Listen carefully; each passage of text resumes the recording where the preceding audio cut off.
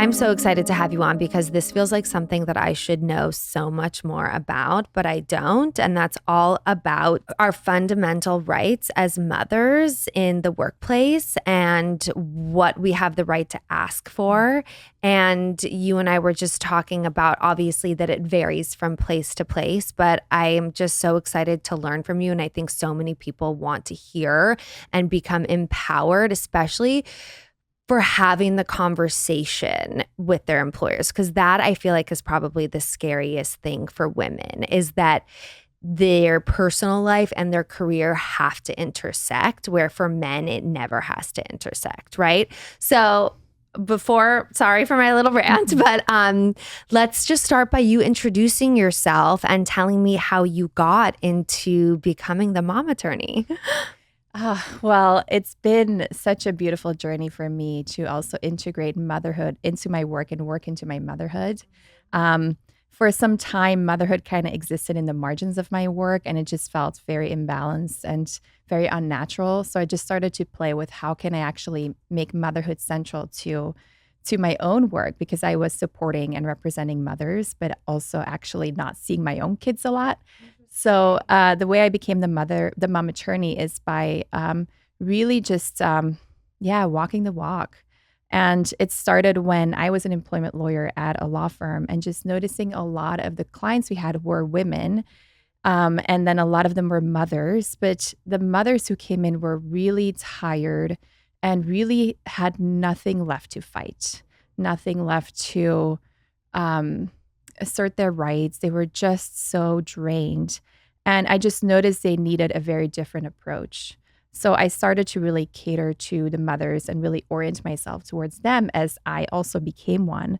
One of the really interesting things that happened to me as an employment lawyer is that my boss didn't actually know maternity leave rights in the state of California. And he's like a top employment lawyer. So I did my own research. I created my own leave plan, researched benefits, and kind of presented it to him as a way of helping him and the firm. I said, this is what I found. This is how I think we should do it. And kind of presented myself as the expert on these rights and benefits. And also kind of teaching him what my rights were, so that it can be implemented as a template for other mothers, which we ended up doing. Insane that you had to do this for someone that was an employment attorney, and this was probably in the past 10 to 15 years, Yes, I'm exactly. assuming. So what's so interesting about maternal rights is that, as you said, we don't know this, and even experts don't know this, and even many employers don't know this, because it's very obscure. It's quite localized. So it's going to depend on winning the zip code lottery. Where you are located is going to dictate how much time off you can take, how much paid time off you can take, and how long you can stay home with your baby. So because it is not just a general law, like, for example, equal pay or sexual harassment, those are kind of straightforward laws that apply everywhere. When it comes to maternity leave, it is kind of confusing and mystical, and just like motherhood, just overwhelming. Completely. So, and we are also not taught these things in our places of employment, because it really doesn't benefit our employers when we are really educated on our rights, because we may end up asking for more time off. Completely. And motherhood rights are challenging in a sense that they require time away from work. So what we're asking for is to not work, which is awkward, like in the context of to be paid to not work, of course. Right. Yes. But as women, I feel like we've historically always felt like we should not be asking for things. And then especially this, like it's taken so long for us to find our voice. And this is something that is so hard for us to speak up about. It's so hard because we are, again, asking to not work. Usually the benefits come through the government, not necessarily from the employer, but we're asking to take a step back. And then there was essentially a labor gap that the employer has to fill. So it can cause frustration and guilt on the part of the mother, who also may really care about her career and wants to stay connected and kind of integrated in the workplace. So she's in this place of tension of, I want to take care of myself and my baby. I also don't want to lose what I built. Like my career is really important to me. And that's where I meet them. That's where I meet them with the tools, with the resources, with the templates. And I also offer a lot of range of other options that are right in front of them that they may didn't know. For example, you can work from home or you can work part-time or you can during your pregnancy, instead of feeling like I'm pushing through my pregnancy, how about we ask for an accommodation so that it feels less challenging or less arduous. We ask for flex time. So if you have morning sickness, you can show up a little bit later. There's so much in the in between. And what we see with mothers is they kind of push themselves to the point that they often quit and kind of take themselves out of the workforce. Until they become like resentful of the Right. situation. Right. When there's just a lot more we can do, when we're just creative and we trust ourselves and we also trust our employers. So it's essential that we build bridges with our employers and that we're really transparent and honest with them about where we're at. Honestly, where I see most of the issues is when mothers are hiding their experiences or hiding their pregnancies. They're hiding their limitations. They're hiding that they're pumping.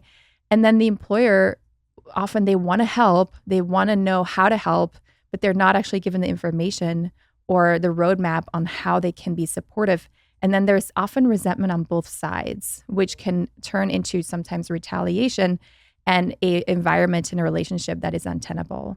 So my advice is always to be really transparent. Best to be upfront, right? Yes. I know. That's what I would say, as hard as it is. It seems like the right thing to do. But my neighbor, I was going on a walk with her the other day, and she's very pregnant, and she was talking about work, and she was telling me that her boss doesn't know, that nobody knows, and there's this production in Africa, and that if everybody knew that she was actually pregnant, it would be a huge issue and it may not get shot, and because she's like a big deal on this. And I was like, oh my God, I can't believe that this is still happening. And she works for like a very high powered woman too, who I don't know, it kind of made me sick, like that we're still dealing with this. So what would you say to someone who finds out they're pregnant, wants to be honest and upfront from the get-go? Like when would you say to start talking to your employer, and how do you approach the situation? So this is such a good example and scenario that I hear all the time. And I just first want to offer some compassion and grace that it is very hard when you are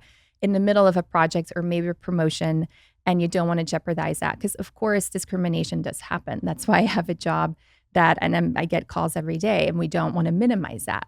However, one, motherhood is advocacy. From the moment that we're pregnant or even before, we're constantly advocating for our bodies. We're constantly advocating for our babies. And we have to really embrace that as a skill that we have to harness and practice. And that we have to start right away.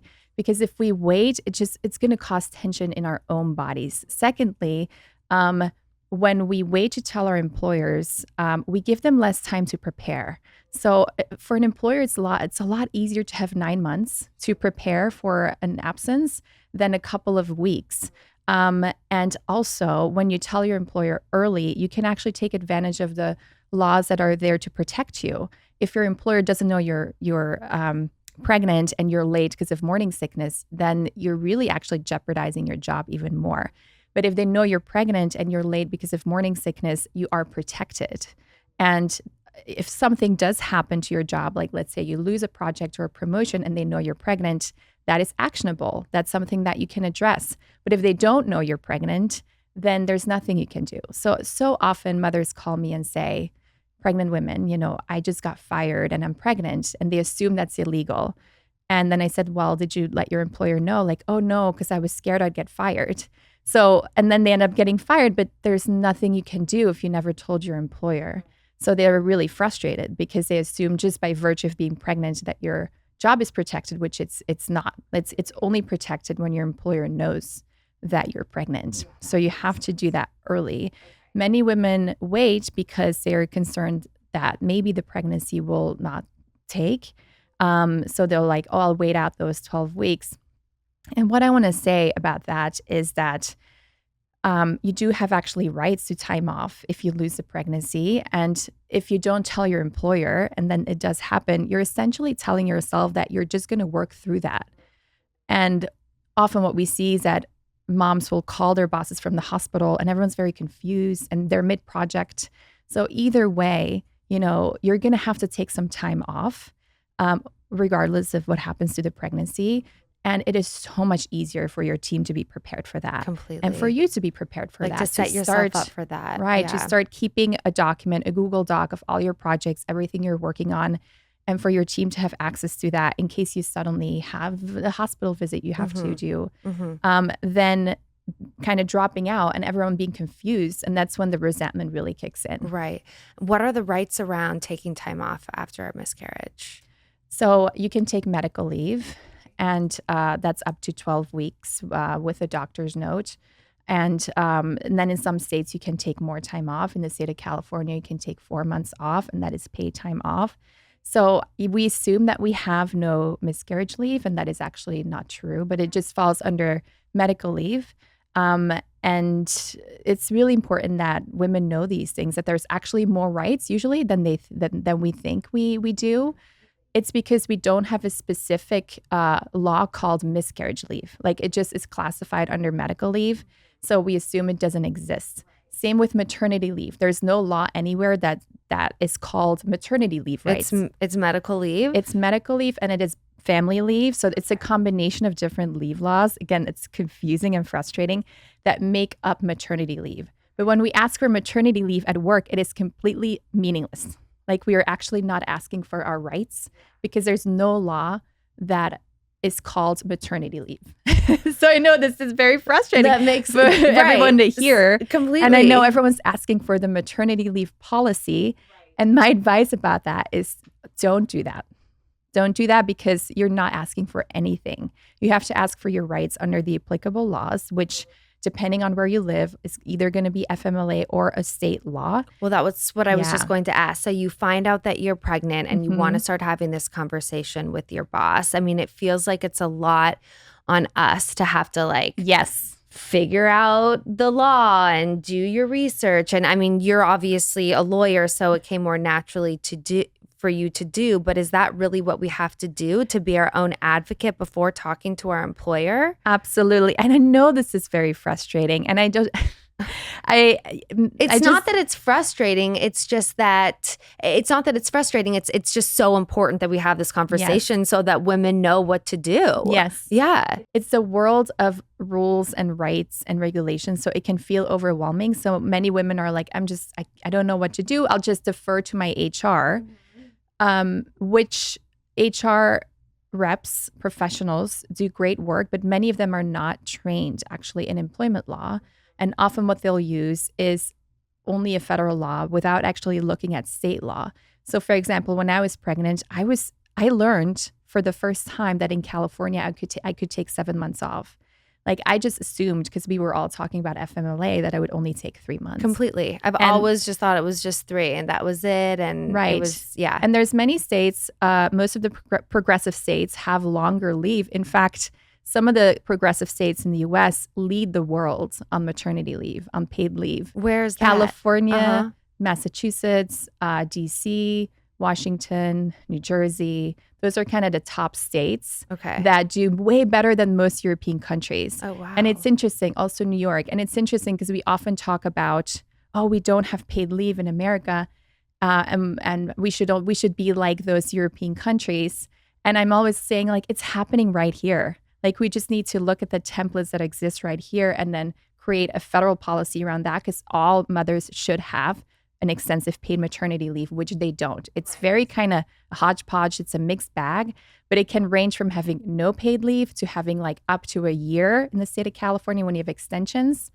Are they thinking that they're like, let's have it like the Europeans because the people here aren't, because the majority is not up to the California and New York standards? Or is it because we're not necessarily taking advantage of it and we don't even know? We don't know. Both. And the employer's not necessarily honoring it and offering it up. And they don't know either. Uh-huh. So it's one, we absolutely should have a federal paid leave policy, which we don't. So it's very frustrating. Even the way that I speak about this, I always struggle finding this balance between hey, we have some of you listeners have these amazing state benefits programs, and some of you have nothing. So I want to meet you both in this place of like, it sucks. Like it sucks to be in that kind of weird juxtaposition and paradox.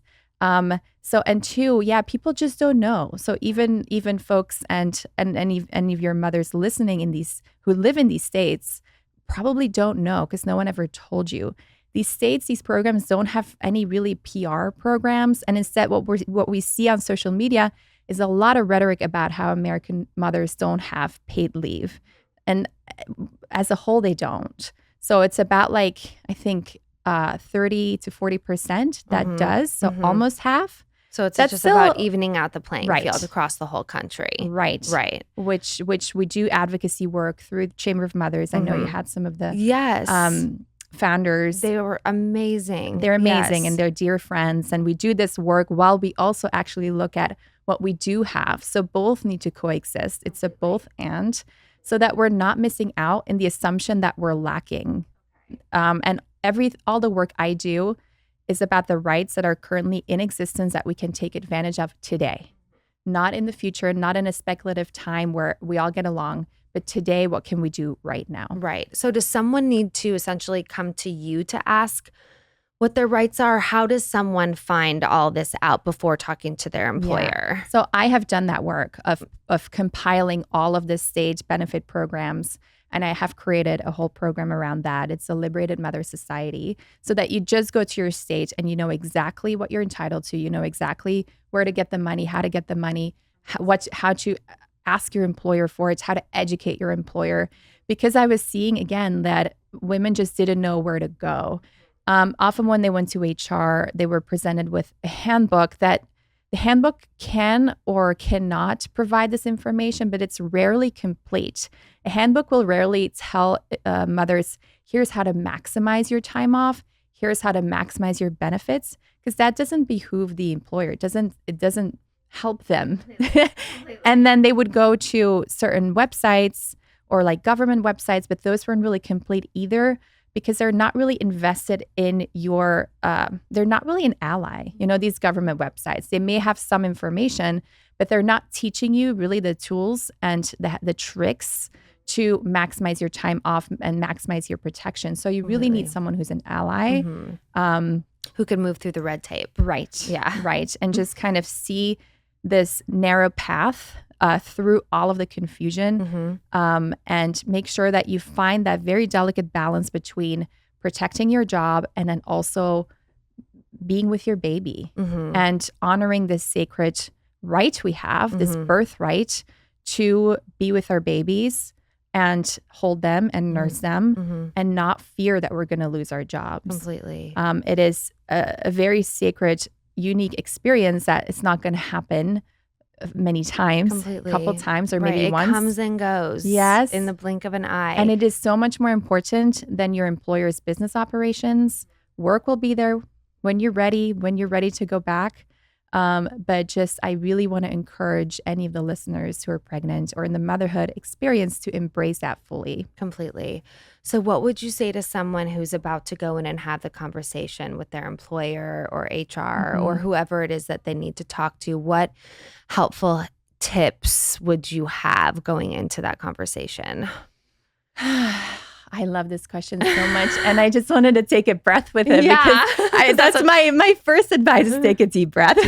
Yeah. And, you know, I want to first, because I'm a little spiritual. So I'd love to first remind mothers that when you track back every lineage, it's centered around the mother, and that the mother was protected, the babies were protected, and that it is our ancient right to be protected in our motherhood experience. Unfortunately, in our modern culture with capitalism and KPIs, it doesn't always feel that way. But our sacred right as a mother to have a full embodied and protected experience is most important. So really feeling that in your body of like, this is my baby, this is my life, this is my body. I am going to really own the sovereignty of what it means to be a mother and stand really tall. because I'm going to remind them where they came from. They all came from the mother. And often we can feel kind of scared and like small when we go to these conversations. They were all born through the mother. So it's just putting in your, like, finding that sturdy motherhood stance of like, I'm going to tell these boys what's up and I'm going to help them and we're going to get through this together. But I'm the mother. I am the mother. And so finding first that strength and really tall spine. Empowering yourself. Yes. Yes. And then going in and being very calm without too much emotionality, too much, you just being very calm and clear, no nervous energy, calm and clear, lay out your plan and then present it in a way that is actually a benefit to the employer. So instead of going in and demanding your rights or saying, I'm entitled to these things, which creates this antagonistic relationship full of tension, you're going to go in and say, I've done some research. This is what I found. I want to help keep you compliant because these are things maybe you didn't know. And I'm just here to help you and be a resource and a source of accurate information. You don't think they'll find that patronizing? Some employers, most employers, the way they respond to it, they're like, oh my God, I didn't know. Like, thank you for keeping me compliant because I don't want to get sued. I don't want to get in trouble. And this is like new information. I'm busy. I don't have time for this. I don't have time to do like deep dives on maternity law. So within the right context, it should work well to keep presenting it as this is part of the team and using the royal we, like we're going to look into this together. This is a team effort. And then being really clear, like this is what I recommend. This is my plan. Being also firm and clear that you intend to come back to work, because a lot of employers assume that you might quit if you're not clear about that. And just being really calm and relaxed about it. And then also talking about how the work projects will weave into your plan, so that the employer, because they might be really nervous about you leaving and having to cover that gap. And the more you can actually help them help you, the easier it will be. I mean, the energy is just so major going into it. And the little pep talk you just had before, like standing in your motherhood power and remembering that is so important. Also, like we said, that period, the birth, the postpartum phase, it is so precious. You are so tender and you want to give your heart, soul, mind, everything to it. And I think that it's so important to set yourself up for success. Like I didn't do that. I went to work a month after I had Sunny, and I also work for myself. So I had to set my own boundaries, and I didn't really do a very good job of that. And I felt like I got back right into work and was trying to manage it all and feel like a little bit resentful of my career and that choice that I made. Like, what would you say to women like me who are working for themselves or small business owners or,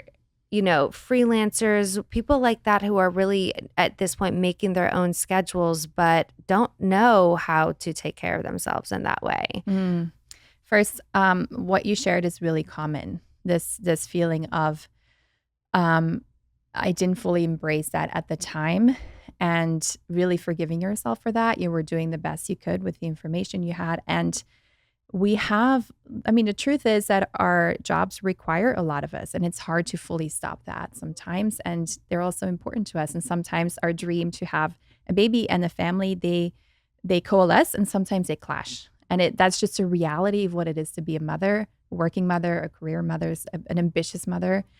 And it's supposed to be that way. Like it's actually, there's no other way. We can make it as seamless as possible. And also we don't have any control. Right. It's chaotic. And that's what motherhood is. Completely. Like you just got to surrender to it. So it's perfect exactly how it happened. And also I had that experience where I went to back to work too soon. They didn't have enough attorneys. Some of my cases were falling apart and I just felt guilty. And I went back to work too soon. And I felt really bad about that for a long time because I'm not even at that employer anymore. So it's like, why did I do that? But what I now do is I take mini maternity leaves with that child, and he's much older, but you can take maternity leave anytime. And we just watch movies together, and I just treat him like a baby. It's like something I need. So you That's can really take your cute. leave at any time. So if you didn't get it at a certain Yes. time, then you have to apply for it again, and you can get it. Well, when you work for yourself, you can set Right. those things up. But Okay. usually with babies, it's when they're up to 1 year. Okay, got it. Yeah, but Okay. even taking some time off, and really being with your child if you feel like you didn't have enough time. For self-employed mamas and small business owners, a few things that are really essential is that you first make sure you're incorporated, and then that you put yourself as an employee of your own corporation, because then you pay into the benefit system if you have one in your state, and you also pay lower taxes. So that's always the first thing that I discuss with mamas who are self-employed.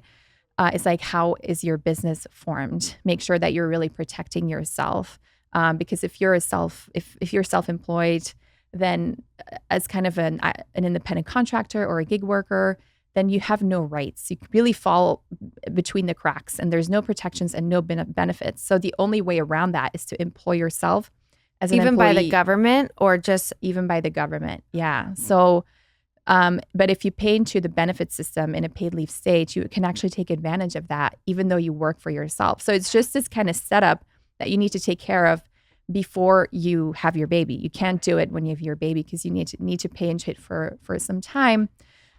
If you don't have that, then my recommendation is when you set up your baby shower, that instead of asking for a bunch of things, you put a maternity leave fund for your community to support you during that time, as you will not have any income. And often the lack of income is what forces us to go back to work, or just kind of hustle while be on the call while we just gave birth. And then to make sure that you have the right team in place, and to start early with that, and have some, make sure that you're planning with them on how much time you intend to take off, how you will want to communicate, and also be flexible, because I see a lot of mothers, once I became self-employed, I actually wanted to work a little bit. It felt really nourishing to kind of stay connected. So, but what I ended up doing is just working flex time for a longer period of time. So allow yourself to be creative with your own leave. It doesn't have to be I'm fully gone and then I'm fully back, which is actually quite drastic and quite abrupt to both mama and baby. You can play with it. And that's the beauty of being a business owner, is that you can play with it. So it's what are the models that I'm seeing? I don't have to do any of them. I can actually create my whole roadmap myself in a way that would feel nourishing. And then allowing yourself to be flexible. When you're in the experience, things can happen and it might shift. You may need more time, and just allowing for that. Don't be a mean boss to yourself. Completely. I think you have be to a be loving malleable, boss right? to yourself. Completely. You have to be so flexible during that time. And it's so hard. It's so hard to remember when you're in it. I didn't really think about what my back to work schedule situation was going to be like. I didn't really give myself that thought. I kind of said to myself, maybe 6 weeks was, I think, the idea I had in my head. But what would you say is kind of the ideal scenario for women? If you could create a federal, an actual law, what would be your ideal scenario for a maternity leave law? Wow, I love this question. I wish I had that power. I mean, I'm just I'm sure you've thought about what you think would be what's the ideal scenario for us. The ideal scenario, I believe, is 6 months off and then part-time until 1 year. That's what I believe is the ideal scenario. Once the baby turns 1, they start moving around. And especially when you enter that toddler stage, I really wanted to work a lot. And because they just need so much stimulation and play, and it's not that snuggly time anymore. But the snuggly time where you hold that baby those first 6 months, those are so precious. So I'd really want to protect that for both mama and baby. And then 6 months, the second part of the year, kind of easing back into work, where you're connected to work, but you're still home. So that baby also feels still nurtured and nourished. And what is really important also to me is that the baby daddy also takes ideally the same time off.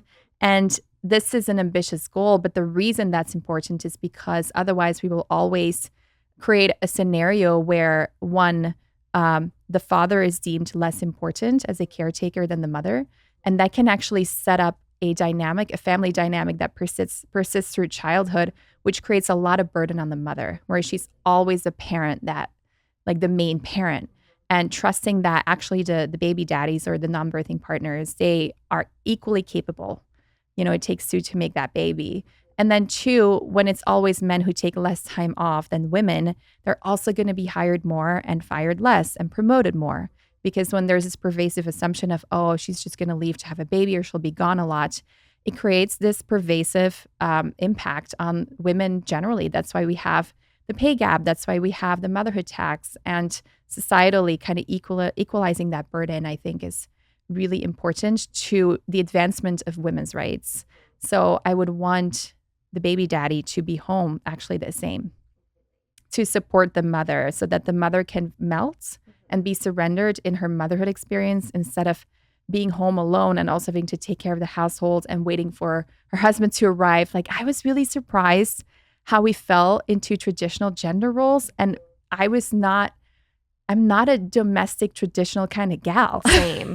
It's so confusing to me. I know how that just happens. How is that for you? I know. Well, for us, for Timmy, like we both work from home and so there wasn't we both were learning and doing at the same time. And it's very 50-50. And he knows, like when Sonny's with him, I don't even have to call. Like he knows how to do it all.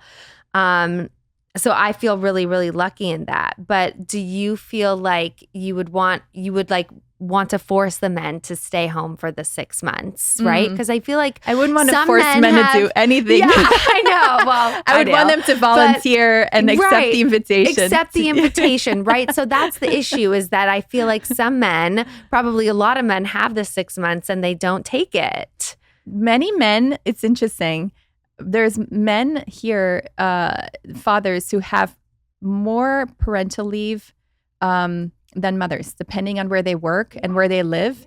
And they're not taking it. They're just not taking it.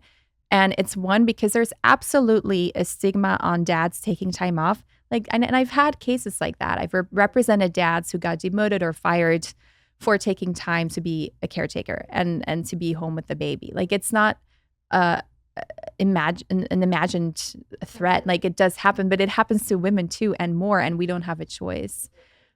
So to the men, it's really important and vital to me that they understand that being a provider is not just financial. Like, being a provider also means being the container at home for the mother to feel relaxed and providing the emotional and the logistical support that it takes to really nurture and hold a baby. What have been, like, without sharing any confidential details, have there been any cases that have just like really like changed your outlook on this whole thing, or impacted you in a way where you were just like, this is why I'm here?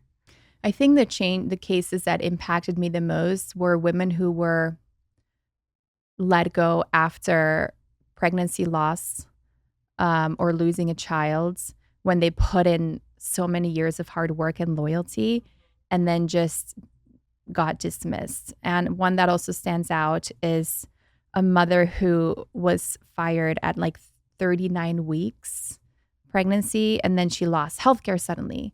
And then she got in all of these issues because of hospital bills. And like, those sorts of things to me are quite cruel, because motherhood is such a vulnerable time.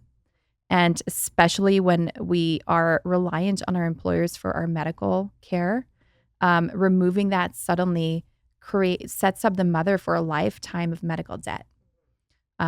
Because it's hard to sometimes re-enroll quickly, even though it's possible, but it's a bit of a process. And it's hard to find another job when you're so vulnerable. So I think the cases that impacted me the most are the ones that had just really punitive timing of like, really right now. Just really how terrible. Like, what, right. Yeah. Right now, right. So for someone that is like interviewing for a job Mm. and thinking about employment, because we've talked a lot about this on here actually, and like when you are looking for a job, having those questions and having those conversations and looking into those things. Mm. Do you think that that's an appropriate thing to ask in a job interview, or when do you bring that up? How do you look out for that? What do you feel about that? I have some great advice for this one, because I actually do not recommend in a job interview to address motherhood directly or ask about parental leave directly. I wish we were in a world where those conversations were comfortable and also welcomed. In some workplaces, they may be, but as a whole, what I see is we're not really ready for that. And I do believe that it may result in not getting that job. And sometimes moms are like, well, then I don't want to work there. But just keep in mind, usually you're going to go through a recruiter, and a recruiter is not going to be your team. They don't really care. So, and often you even go through AI these days. So just recognizing that first line, you want to be a little bit careful with how you ask questions. Even though it is technically illegal to not be hired based on pregnancy, it's really hard to prove. So what we do instead, because you do need to know what kind of company you're going to work for before investing all this time interviewing, is that you can ask them for a copy of the handbook to review. So you can say, I'd like to request a handbook so I can understand the company ethos. And I'd like to understand more about the company and how I can weave in my skills. And then in the handbook, you'll find some information about how they set up some of these things. You can also ask things like, how do you have a family day? Or what are some of the extracurricular events you do? And if it's like only golf, then there's not going to be a family friendly. Yeah, it's probably a boys club.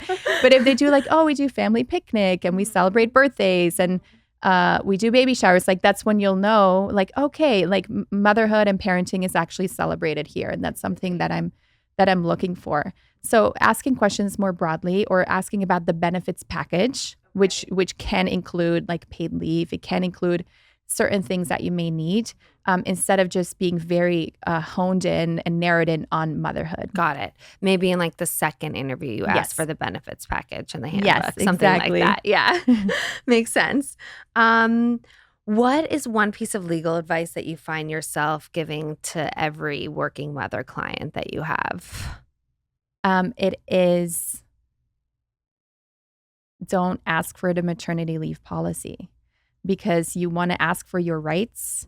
And then if there is parental leave, a parental leave benefit, you can ask for that too. But just understand that these are all different systems. So we have federal rights, we have state rights, then we have state benefits programs, if those exist. We sometimes have an insurance program, and we have sometimes a company paid leave policy. But those are all different things. And when you're asking for the maternity leave policy, your employer may assume you're asking for what the company provides, and they may say, we give 4 weeks. Right. And they're like, 4 weeks? That seems short. And then you're going back to work 4 weeks. The second piece of advice is that for those moms taking FMLA, often they go back to work at 6 weeks, because then they're cleared by their doctors. Right. And then they're like, you can go back to work. But then you have a whole other part of FMLA, which is the bonding leave part, to bring you to that full 12 weeks. So often I hear this rhetoric, and I see this a lot on Reels actually, of like, oh my God, moms in America can only take 6 weeks and puppies get 8 weeks, And I really want to rebel against that. It makes me very frustrated, because that is wrong legal advice. There is no law anywhere in the US that says mothers in America have to return at 6 weeks. It just doesn't exist. But moms do, because they assume that's the law. So, and they assume that because at the postpartum visit at 6 weeks, they're clear to work. But it doesn't mean you have to go back to work. It doesn't mean you have to go back to work. It just means you're cleared to do physical activity and can work. And third, I would say that we have rights if you're not ready at the conclusion of your leave. You have rights if you have postpartum anxiety or depression or any other limitation to ask for an extension of your time off. Oh, interesting. And that's under the Pregnant Workers Fairness Act. And some of the moms are able to take many more months time off, or you can ask to work remotely or flex time, that when you go back to work, you still have rights often mothers and employers assume that when your leave is done, your rights are done. And that's not true. You actually have a whole bucket of rights even after you return to work too. Interesting. Okay. And what do those look like? The first is reinstatement rights. So you have to be returned to your job or a job that's virtually identical. Often what we see is like mom goes back to work and then they're like, well, you left. So John took over your job and we really like John. He's doing a great job. And it's not fair to John that now, he doesn't, like that you're back. You chose to have a baby. Like that would be illegal. Even if they put her like in some sort of admin role and previously she had a managerial role, like she needs to be returned to her job. We have job protection for maternity leave, for leave laws. And then 2, that you have accommodation rights as a postpartum mother. So whether you want to take more time off, you want to have more time for projects, you want to pump, you want to work from home or flexible, like those are all things that are possible if you advocate for them and assert your rights. And that can be really uncomfortable after you've already taken time off, but they do exist. And instead, what we see, this is actually the most vulnerable time in most mothers' careers, is at re-entry. So just understanding that it's temporary. And if you're going to ask for an accommodation, you can ask for a month. You can ask for 6 weeks. It doesn't have to be existential to your career, but just a little bit of help so that re-entry period is easier. Because otherwise we're just losing a lot of mothers in that period. I think, because I definitely didn't know that. And I think this is so helpful for women to know that it's something that they can ask for after the fact, and that if we need the help, we should ask for it. That's what these laws are there to do, to help protect us. Absolutely. The law has decided, the community has decided that a mother's experience during this time is more important than the employer's operational needs. Right, right. Where has like the worst laws, like the least amount of time off and the least? Well, I hesitant to make this political, but generally it's conservative states have, they only have the federal minimum. They may have a little bit of extra support, but we see a massive difference. It is truly wild, the range that we see between conservative states and progressive states. And I wish it wasn't so just stark. But it is stark. So it actually goes pretty much across party lines, actually. You were quoted in an article about the rudest things to say to someone who just got back from maternity leave. I would love to hear straight from you. What are some of the most insensitive things that people could say to someone coming back? Oh, gosh. And I'm sure that you've had your fair share, even just from family or friends and in the work setting. But just, I would say that there's a few buckets. The first one is, oh, must have been so nice to be home and do nothing and, just be on a break and on a vacation. A lot of comments like, how was your vacation? How was your time How was your away? break? How was your time off? Yeah. Or like, oh, you were so lucky that your employer, that were so generous that you could take time away, even though it was a right. Completely. Like this presentation of. Like, how wonderful for you. That must have been so lovely. Yeah, you're probably so rested just sitting at home and watching movies.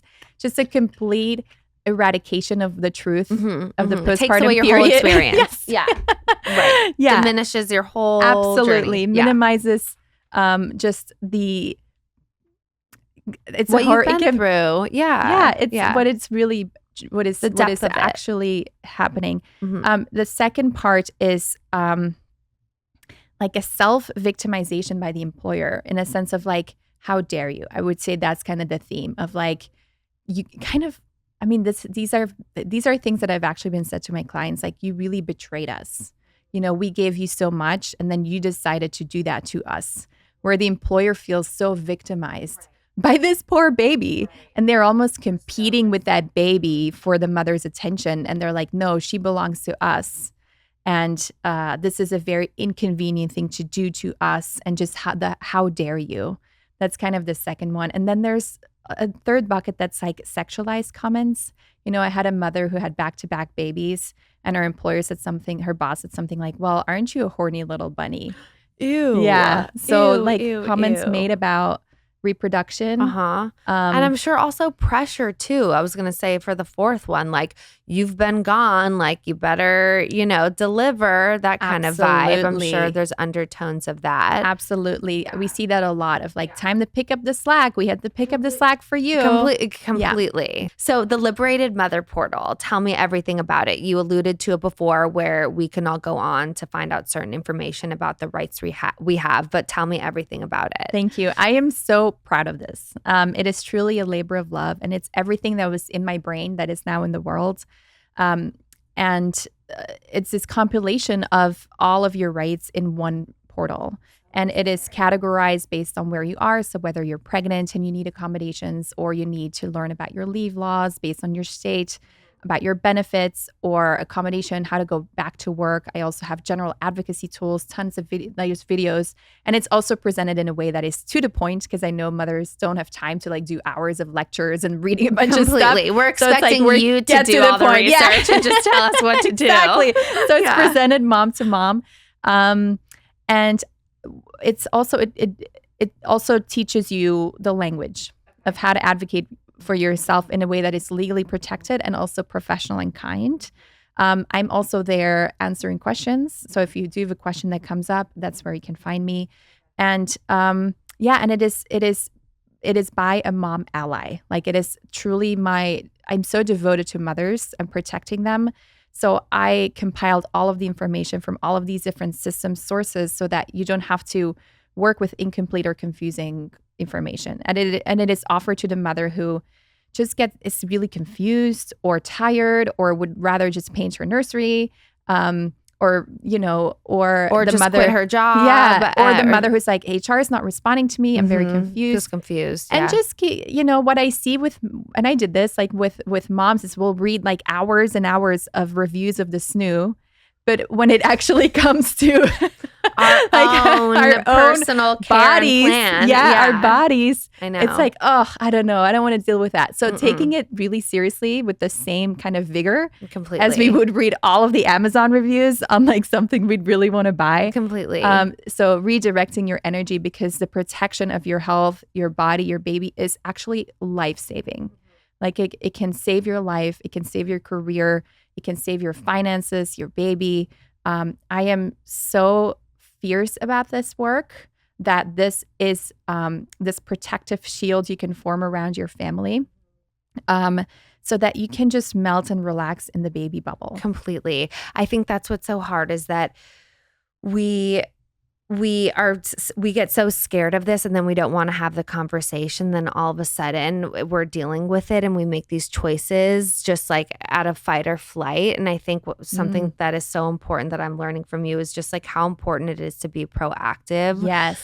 With this whole situation. I feel like as moms, when we get pregnant, we want to be proactive and we want to do all the things and prepare ourselves, but it gets so overwhelming that there's so much information that we don't know what to do. And then, at least for me, like I'll procrastinate things, and then I haven't set myself up for success. So what I love about what you're doing is that you're making it easy for moms to create this roadmap. If you have a career, how do you sustain it, and how do you balance it through motherhood? And like, I didn't even know that existed. Yeah. And how to personalize it to you and your desires and your family's needs.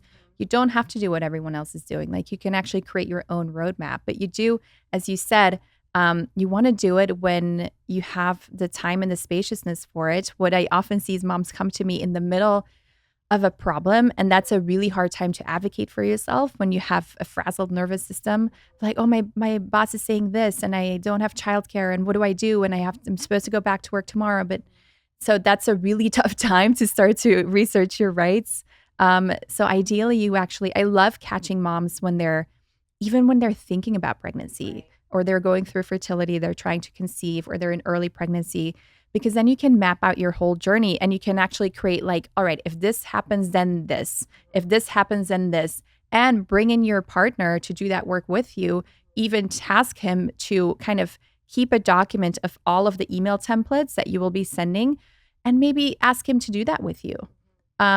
Or her, of like, I'm going to give you this job. And the men who are really analytical may really like that job. And it's also a protective job. and ask them to create like an Excel spreadsheet, sit down with him or her to like look at his parental leave rights, and then create like basically a March Madness or like a fantasy league spreadsheet, which they love to do, like apply those skills to what actually matters.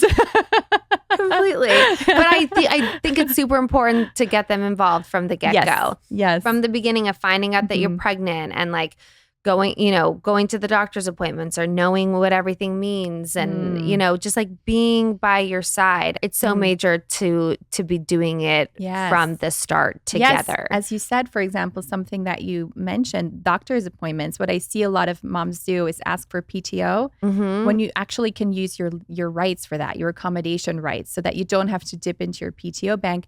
And PTO at times not protected. Oh, so there's all of these little things that can really make or break your experience, that can also reduce the stress and anxiety. There's this whole vast landscape of rights and protections and tools and guidance that is available to you. And then you get to decide like how it lands. You may be someone who doesn't really want to be feisty, or you may be someone who's like, you know what, I'm going to make a stand for the mothers in this workplace, and we're going to create a policy around it, and I'm going to pull some women in, and we're going to make some collective asks, which is beautiful. But it's trusting yourself. You know yourself best. You know your baby best. Your baby is trusting you as a mother. And from there, what feels good, and where are my pulls, and how do I weave in my career so that I don't lose everything that I've built right. So are there any laws or regulations that workplaces don't want us to know? Probably a million, right? Your reaction's funny. So I think one that they don't want us to know is that we have a right to talk about money at work. So we have a right to ask each other how much we're earning. Like that's actually a right. And many employers have policies where we don't discuss salaries. That's an illegal policy. Or we may even put that on ourselves, like, oh, it's unprofessional to talk about money. But when it comes to equal pay and women getting paid with their worth, they need to actually know what the men are getting paid. So we have a right to talk about money in the workplace. Interesting. I would never ask anybody how much they that's scary, right? I would never ask that. Yeah. Do you think men ask that of each other all the time? I don't think so. No, I don't. But that's interesting. So that's one I don't think they want us to know. Is that we do have that right. Right. So one of the rights that employers don't want us to know is that we have a concerted activity right, which is basically, it falls under union organizing. But unions doesn't just mean like a big organized group of people. It also means like you can have a mother's task force, for example. And let's say we all come together to advocate for a better parental leave policy or paid leave. Like that is actually a form of concerted activity where we're advocating for our rights together as a group, as a collective, that is protected under the law. So this is why for some employers, it can feel uncomfortable when certain historically exploited or excluded groups like mothers or let's say women of color get together and gather and share stories, because it may result in them requesting a culture change or a policy change. So, and we've heard a lot about DEI lately. And I first just want to set the record clear of what DEI is not, because what I'm seeing a lot is these posts that, oh, we don't have rights anymore, and we lost pumping rights, and we don't have pregnancy discrimination protections, and that is not true. DEI is anything that goes above the legal minimum. So, for example, a task force, women's task force, Asian American task force, like these groups, Black mother task force groups, committees, any kind of policies like childcare support, childcare flexibility, beautiful, luxurious lactation lounges. Those are kind of examples of DEI. So when we're speaking about DEI, we need to be really clear that we understand what it is, because we're all assuming we don't have rights anymore. And it's actually really vital that we still use our rights, and because they're still in existence.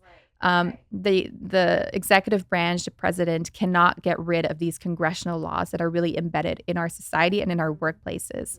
So first, understanding that difference, and then recognizing that the reason that the DEI is being attacked is because when employees like that gather, they might actually request certain policy changes as a group. And that to some employers feels they like to keep the power. The more people gather and get together and ask for something collectively, the more power they have. It's a lot harder to go into management and ask for something when you're alone than when you're in a group, because when you're in a group, the employers power kind in of numbers, completely forced to A agree majority because they don't rules. want to lose their whole staff. So that's really why DEI is being attacked. Okay, interesting. So when they say like DEI is being taken out of our schools, like what does that mean? So those are usually like accommodation rights for children with medical conditions or disabilities.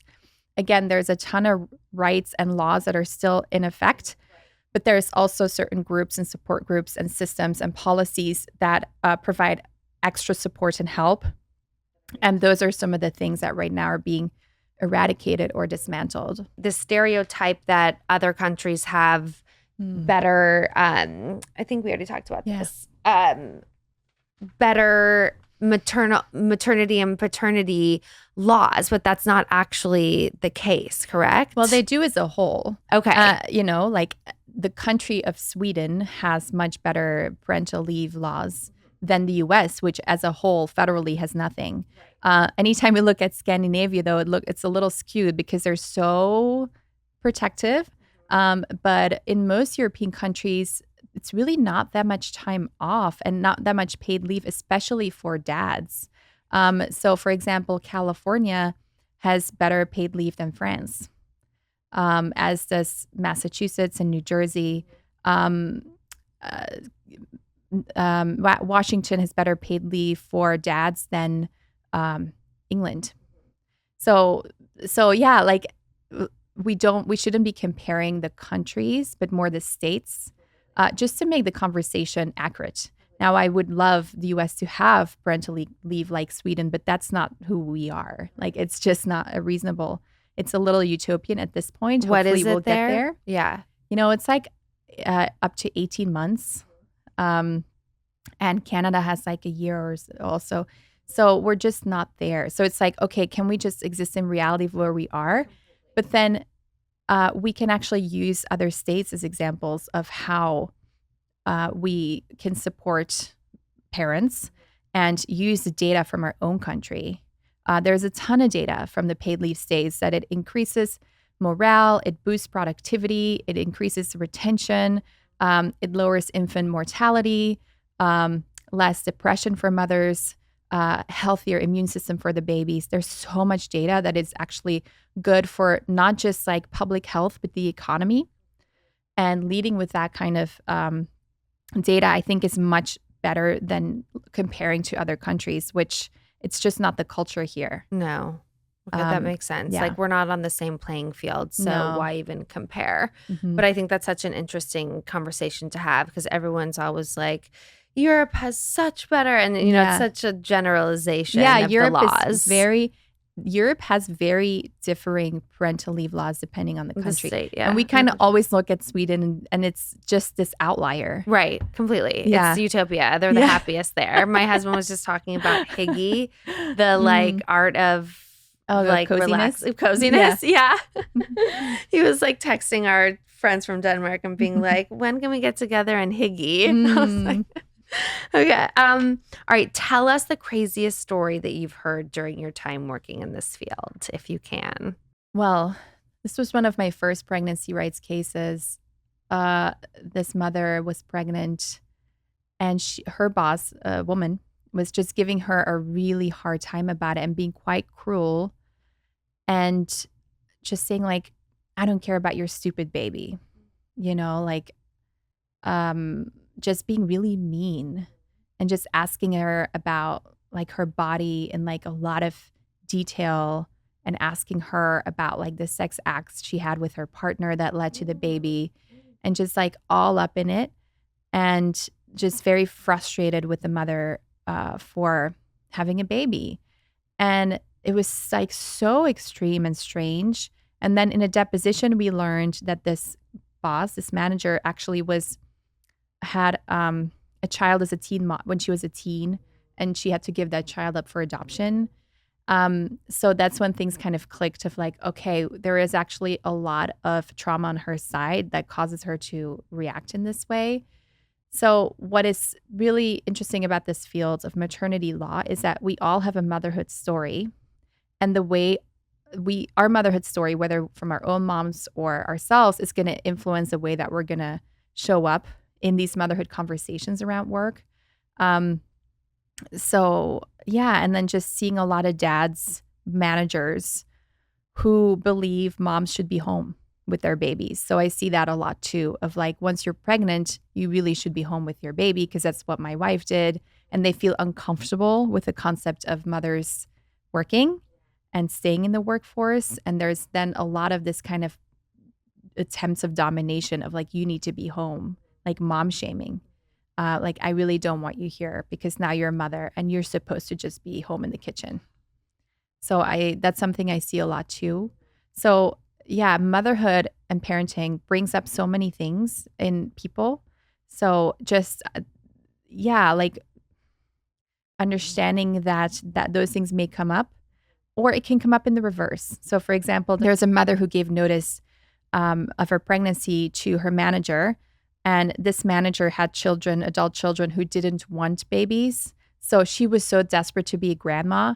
So she was so excited, and then actually set up a nursery on site and was like really loving towards this child. And this child just got really integrated into the company. So that can happen too. And I think what's important though is that there's so many crazy stories. And I will also say it is a lot more likely that things will be just fine. I think we're just so inundated with these crazy stories that we assume that's going to be our experience. But the most common experience is that things are just going to be fine.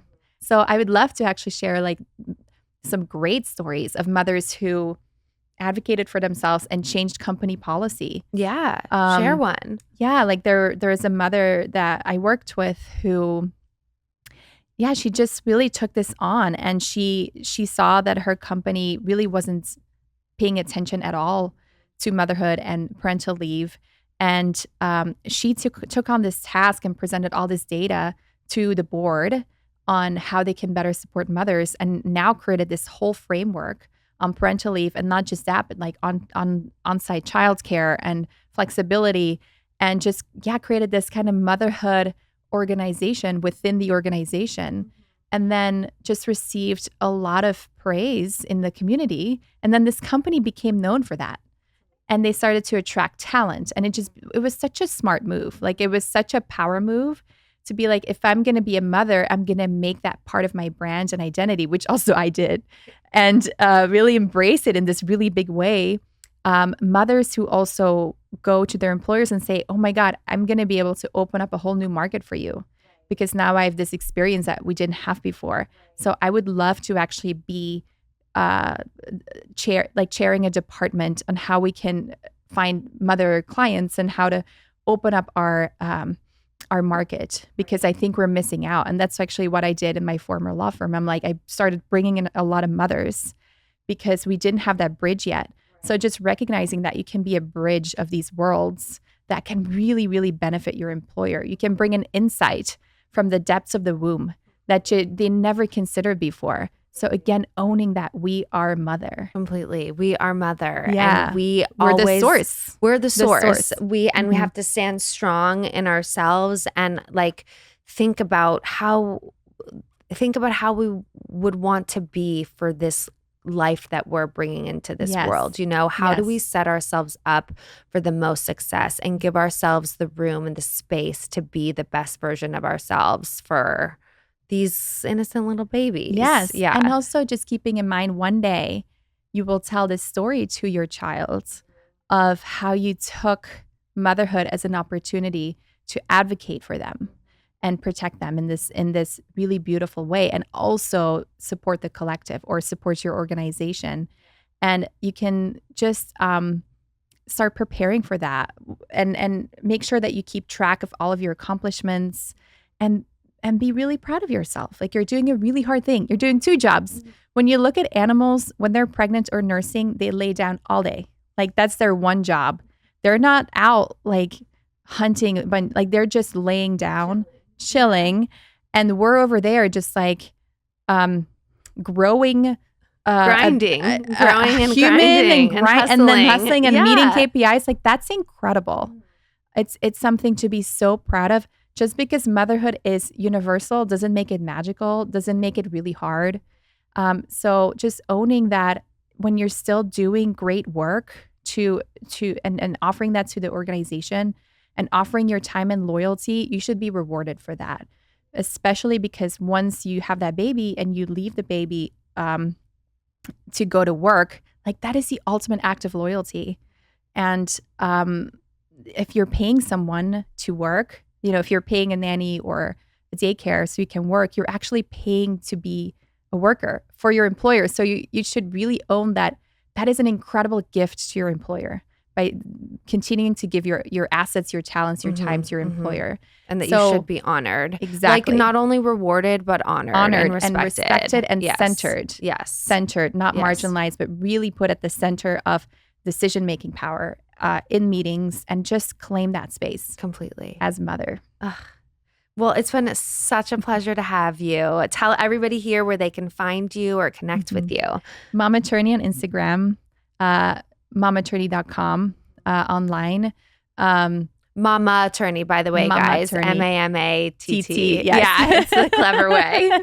And the Liberated Mother Portal for everybody who's out there looking, who's interested in finding out what their rights are when it comes to maternity and paternity. How much time can I take off? How am I going to get paid? How much money will I get? All those things. Like, what do I do if I'm not ready? How can I work from home? What do I say? Because it's an art to use the right language. And I also have a book coming out in a couple of months, so just look out for that. Get on my mailing list so you can get the notifications. Yeah, and I'd love to connect with you. Amazing. Like, I love connecting with mamas. Motherhood is my sacred work, and I always love learning on.